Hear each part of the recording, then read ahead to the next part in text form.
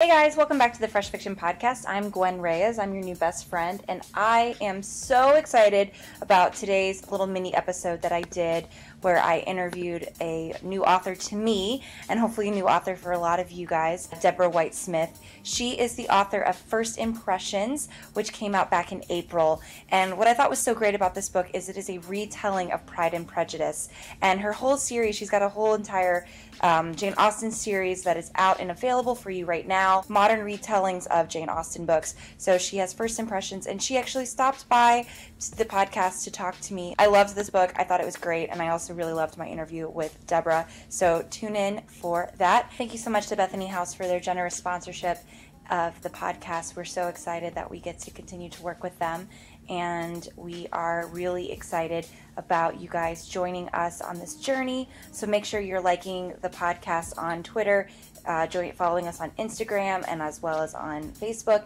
and more importantly, subscribe to the podcast so you can see whenever our new episodes are up and available to go on your next trip with you. Until then, enjoy this interview with Debra White Smith. Welcome back, everybody, to the Fresh Fiction Podcast. I am now joined by Debra White Smith, who has a series of books that she just re-released that are all based off of one of my favorite authors, and I'm sure also one of Deb's favorite authors, Jane Austen. And we're going to dive right into First Impressions. But first, Debra, thank you so much for joining us. Thank you for having me. I'm delighted. Oh, we're so excited to have you. And just for our listeners, do you mind giving a little bit about yourself and how you started writing? Well, I was an avid reader from, I guess, junior high. I just really began to read and love it. And I think it all just started with Gone with the Wind, actually. When I was in 8th grade, I read every word of that and just kept reading up until my mid-20s. And decided to major in English for college. I didn't get serious about college until my mid-20s, and then during a college lecture, a test review, I decided to start writing a novel. I decided that these authors were reading, I could probably do what they did. Uh-huh. So I started writing a novel in the class, and of course it was awful, but anyway, I was in college, and as I progressed through college, I wound up doing my master's degree thesis on Jane Austen and the heroes in Pride and Prejudice and Sense and Sensibility. And I just thought while I was doing that thesis, man, I would love someday to write a fiction series, modern-day spin-offs or retellings of Jane Austen's works. And I had begun to write at that point as well and to publish some. But it just kind of all evolved until, about 15 years ago when the books, the Jane Austen fiction series released initially. And now here we are again, re-releasing with Bethany House, and I'm just honored and excited about that. So how did the re-release go? Did you publish them originally yourself, and then Bethany House came to you, or were you with a different publisher? I was with a different publisher. Okay. I was with Harvest House Publishing, and I was writing for them quite a bit, and just pitched the idea to them, and they loved it, and released the books one every 6 months, I believe, over a 3-year period. And a First Impression back in the day was a Retailer's Choice Award finalist. I think Reason and Romance was too. So they were very well received in the market. But that all happened before the e-books kicked in. Right. So they were never put into e-book format. And so, about 18 months ago, I guess, Bethany House emailed me and just said, hey, are these books are available, and we really want to get them in ebooks. And I was like, sure, they're out of print. I've got the rights back on them, so let's do this. So here we are. And of course, they're now available in ebooks, which I have a lot of readers requesting that for years. So I'm excited about that. And then, of course, they're also available in these the actual print as well for people who prefer the print book. Yeah, that's really. I mean, I think that readers they love Jane Austen for herself, but I think that there's also such an interest and a love for authors to provide like their own versions and their own stories and versions of the Jane Austen books, and I think readers just kind of eat it all up. Oh yes, and I don't know. I never get tired of Jane Austen. Right. I never get tired of the movies, the books. she just has this timelessness about her. And I just really wish, if you know her biography, she did not live to see her great popularity, even in her lifetime. She became popular after her death, but not to near to the degree she is now. So I wish that she could somehow know that, because I think it would have just so blessed her to see how she's inspired so many people. For all the hard work that she did and the voice that she gave to women writers, it's one of those really tragic situations for sure. Yes, and one of the issues she was writing too in her books, multiple themes in her books was in England the laws that were so unfair towards women, right? And how women were disenfranchised because of it, and couldn't even inherit property if there was an entailment on the property, which is what we get into in Pride and Prejudice and other books. And so she was writing actually to speak out for women. These are great stories, and they warm our heart, and they're great love stories, but her intent went much deeper than just telling a nice story. So she's to be applauded for her bravery, definitely. I totally agree, and I think that's one of the things that I would always classify Jane Austen, if she was writing now, as a romance writer. But what she does so well, and what so many really great romance writers do, is they're able to discuss these social issues in a way that is completely relatable for the reader. Yes, and I think that is one of the earmarks of what gives credence to serious fiction, or fiction that has a strong takeaway versus maybe fluff that's just that doesn't deal with those kinds of deeper issues. Not to say that some good escape literature isn't just great for all of us occasionally, not downplaying that at all, but that is one of the things that Jane Austen did, was she really tackled those tough issues, but she still gave us a great storyline, an engaging storyline with characters you'll never forget. And my goal, even as I started writing fiction and other titles, was to model her in the way that she brought her characters, her hero and heroine, together, pulled them apart, brought them together, pulled them apart. And I used that model. And the dance in Pride and Prejudice, when Darcy and Elizabeth are dancing, and that whole wine dance where they come together and pull apart, that is all a metaphor for the whole storyline. And I think for a method of writing that really creates great fiction and engaging fiction that keeps you reading. Absolutely. Yeah, that's one of my absolute favorite scenes in Pride and Prejudice. But let's jump over to First Impressions, which is the first of your the re-release of the Jane Austen series. And this one is a modern day telling, but her name is Eddi, or is it Eddi or Eddie? It's Eddi. Eddi Boswick. Yeah. So you've moved the wonderful Elizabeth Bennet over to Texas, and she's got a new name. Can you tell us a little bit about sort of her story and her journey in First Impressions? Well, she moves to London, Texas, which I chose that because we have in Texas, in East Texas, we have a new London. So I just thought, that would be convenient. And I like setting books in East Texas anyway, since that's where I'm from. So she moved there. She's a lawyer, a young, beautiful lawyer, blonde, and it's hard for people to take her seriously, but she is brilliant and pretty savvy in the courtroom. But she moves there and begins to want to get more into the social arena in a small town in East Texas. And so, of course, she has all the characteristics of the original Elizabeth Bennet. She is spunky and feisty and strong-willed and will absolutely never marry anybody just because he has money or, notoriety or anything like that. And so she moves in there, and they're putting on a community theater is going to do Pride and Prejudice.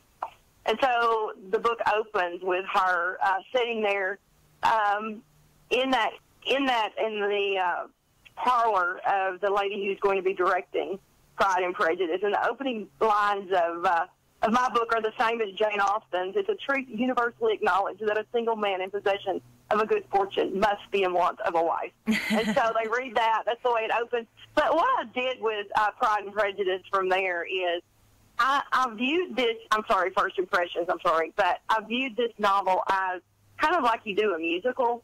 We all know that people don't stand around and sing in life. You know, you don't do that. So everybody knows that. We accept that. So I pulled some punches a little bit in that I wanted this to be a celebration of Jane Austen, First Impressions, which was actually her first title for Pride and Prejudice. And so I had this group, the cast of characters, actually involved in a play, but the characters that I constructed were based on the characters that were playing in the play. So that what you have is you have this play that's paralleling the Jane Austen play, paralleling the Jane Austen plot of First Impressions. And then as the book gets closer and closer to the ending, the plots intermingle more and more until at the end they become one. And so we all know that wouldn't happen in real life, but it was something that I did like they do when creating a musical for fun and to celebrate Jane Austen and just kind of as a literary work of something to applaud. So Eddi Boswick, all the way through, stays true to that character of Elizabeth Bennet. She has a career. She's not destitute like Elizabeth Bennet would have been, but she has people in her life pressuring her to get married. So that's who she is. And some of that, you know, a lot of times that pressure can feel just as overwhelming even when you're trying to focus on yourself and be a career and focus on your career. Oh, yes, absolutely. And my son and daughter are just graduating from college. And my son is going to get married at the end of middle of July, but my daughter hasn't dated or anything. She has told me that the pressure, they're at a Christian college, and that the pressure that's placed on young people in that college to get a ring by spring, you know, and it's just unbelievable. And she's watching people get engaged, and she's concerned that a lot of them are just getting engaged and planning to get married because it's just the thing to do. Right. Versus, because you're being pressured into it, versus really, is this really the person that I want to spend my life with? And so, yeah, those pressures can be on even in our contemporary culture, not only on young women, but also young men. And it's still a force in our society. You know, have you found your mate yet? So that's where Elizabeth is. And, of course, Darcy is, too, or Dave Davidson, who plays the role of Darcy, he's getting pressured as well. So yeah, sometimes it's just too tricky. So with First Impressions, and you before we started chatting, you mentioned that that you had to go back and reread it because you've written many books since the 15 years have passed. What was the most, with new eyes and looking back at the book, what was the most surprising scene or the most enjoyable scene that you got to revisit when you were rereading the book? Oh, a couple of things. What is so funny about this is I wrote this book, okay, and like you said, like I told you in private, I have done a lot of living, done a lot of writing, I've done all sorts of stuff, and it's been 15 years since I wrote the book, so I had to reread the book just to remember what I wrote. And, of course, I knew in general terms, but still I had missed a lot of the details, so I was reading it. So in the opening chapter, you know, we know in Pride and Prejudice when they're at this ball and Charles Bingley says, well, what about Elizabeth Bennet? She's fairly handsome, and Darcy says, well, she's not handsome enough to tempt me. And of course, Elizabeth just gets all scandalized and her pride is hurt and all that kind of stuff. Well, the setup I create is they're sitting out on the porch of this old mansion. It's a wraparound porch, so you can only see, you can't see the other person, but you can see their feet sticking out. So she's on one side of the porch. Dave Davidson and Calvin are on the other side, and Calvin is playing Bingley. And so Calvin starts telling Dave, well, what about Eddi? You should date her. And he says, oh no, and he starts listing all these reasons he shouldn't date her, like, oh, she's just, she's too prissy and she's too short. And so Calvin says, well, she's as tall as I am. And Dave says, well, you're too short, too. I just started laughing out loud, and I wrote the book. I'm like, oh, it's funny. But then Dave tells Calvin she probably wears combat boots to bed. And, of course, Elizabeth is sitting here. I keep wanting to call them by their Jane Austen names. Right. Eddi is sitting here listening, And now she's just all scandalized, you know, and just like Elizabeth originally was. The second thing that really got me in reading the book as a reader now instead of the author is I have this little like extra house, a little workroom, little brick workroom out behind Dave's house, and he's doing something in it, and from early in the book, the reader knows he's doing something out there, but you don't know what it is. And so Eddi starts being suspicious of him, like, well, is he, you know, is this illegal? Is he, she's a lawyer, you know, and so her mind's trying to suspect all this stuff, and she's thinking maybe he's up to something that's just no good. And all through the book, and at one point, her sister Jenny says, oh, yeah, I'm sure he's probably smuggling diamonds over the Texas-Oklahoma border because, you know, that's just such a hot traffic area for smuggled diamonds. And, you know, she was just mocking her sister. And, of course, I was laughing about that. But then the thing that got me is I literally forgot what he was doing out there in the building. That's so funny. So I was just like, I told my husband, he came home, I was reading the book, he came home and he's like, what's going on? And I said, I'm reading this book I wrote. And I said, I can't remember what he's doing out here in this building. And I said, it's about to drive me crazy. I said, it's just a page turner. I just kept turning it and turning it, you know, reading it and reading it and reading it. So anyway, if you're looking for a book that will kind of give you a little suspense and grip you, I can recommend First Impressions as a reader. That is so funny. Oh, goodness. Well, if I didn't know Bethany House was going to come and ask me to re-release these books, you know, I would have been reading them before that happened. So Sure. over a little bit of time, so I had time. But anyway, I didn't. So here I am. That is too funny. Oh, I think that's great. I feel now I really want to know about authors rereading their books years later, what they forgot and what they remembered. That is too funny. Well, you know, when you look at, I mean, like, I've written over 50 books. Mm-hmm. And after a while, over a span of, what, let's see, maybe 25, 26 years, 28 years, something like that. So, like, sometimes it gets to be too much and you just can't remember everything. Especially when I'm in my 50s now, and I tell people, you know, I don't have Alzheimer's, I have 50-Zimers. So anybody out there listening who's 50 or over, you get it. You know what I'm talking about. Mm-hmm. So we can forget things years later. So anyway, that's been my experience. That is too funny.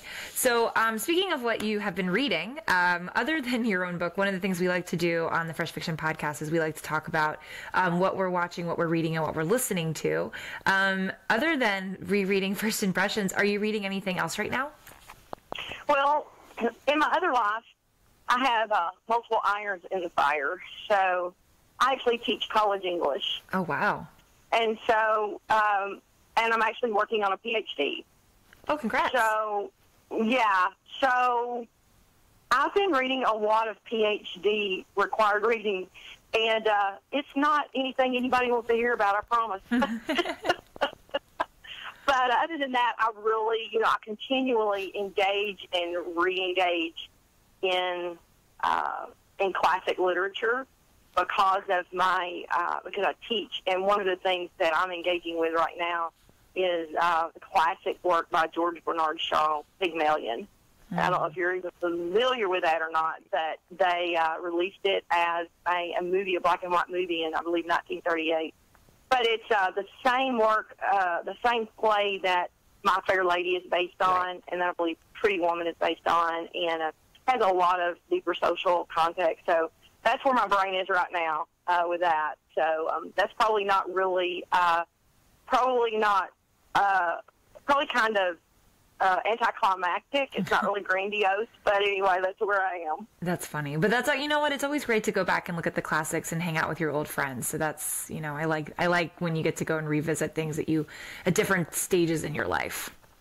Yes, absolutely. And absolutely. Then, oh yeah, I'm sorry. Oh no, you go ahead. I was just going to say, I think you were asking me what I was watching. Yes. We are very big fans of all of the Christian movies that are coming out from Hollywood or wherever they come out from, mm-hmm, not necessarily Hollywood. So every time a Christian movie hits the theaters, we are there. we want to support that effort. And I was so excited the last time we went. I believe it was to see God's Not Dead 3. Mm-hmm. In the theater, there were 3 Christian movies running, and then a 4th one that was on its way. And to me, that is just so inspiring that the Christian message is really impacting our movie theaters and being a major presence. And we're using, as a Christian community, the theater as a tool of leading people to Christ. So we've seen God's Not Dead 3. I can only imagine we went to see that. I was going to ask if you had seen that because that's the last one that I had heard of, yeah. It is awesome. Love it. And I don't know if the Apostle Paul is still showing or not. We haven't made it yet for that, but I would really like to see that. And then my husband and I just watched together a movie from 2005 called Because of Winn-Dixie. And it had a lot of Christian themes in it as well. That was a really cute movie. I like that movie a lot. It's very cute. Yeah, it was cute. Yeah. So anyway, that's one of my favorite movies is Parent Trap. The old Parent Trap. Mm-hmm. With Haley Mills, one of my faves. Yeah, I just love it. So my tastes tend to run somewhat classic and maybe cute, I guess. It's very comforting. It's like having comfort food. I love that. Do you Yes. do you listen to any music or podcasts or audiobooks?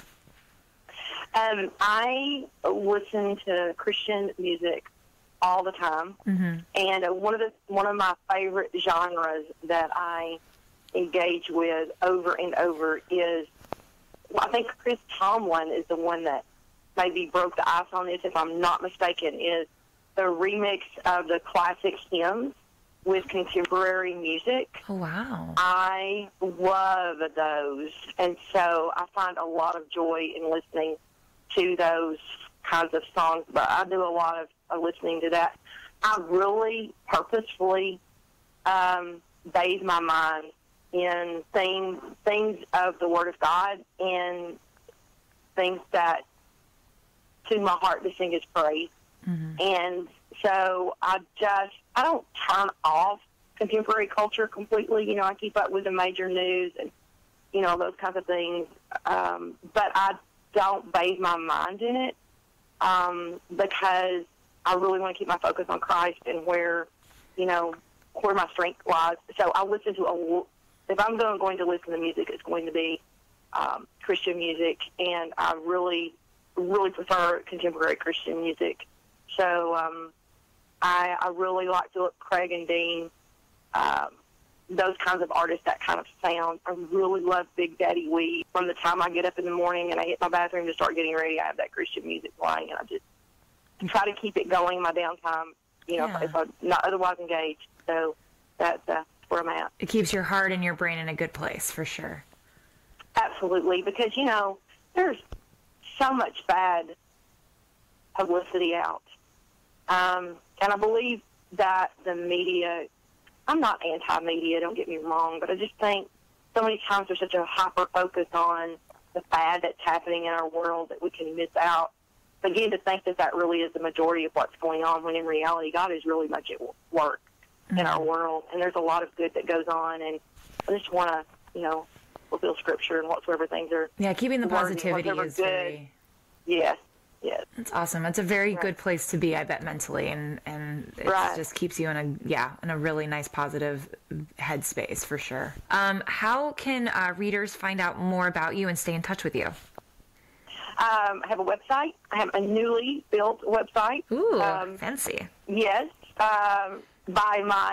After this happened, I posted on Facebook that I was going to start a business renting out millennials for professional online services, because I could make $1 million because my assistant, aka my daughter, mm-hmm. and my second assistant, aka my soon-to-be daughter-in-law, actually put this together for me, and I'm very thankful for their effort. But it's just DebraWhiteSmith.com, and it's Debra White, the color, Smith.com, and there's just all kinds of goodies there for you to see. I have a blog. And then, of course, I'm on Facebook and Twitter and Instagram. Great. Awesome. Well, Debra, thank you so much. And we are so excited about First Impressions and then the rest of the books that are in the Jane Austen series. I know that readers are going to be super thrilled. For the ones who have followed the series for many years, they're excited to see it in E. And then for new readers, they're probably super excited to discover a new retelling of Pride and Prejudice and all the other Jane Austen classics. That's great. Thank you so much. Thank you. Have a great rest of your day. You too. God bless. Thank you.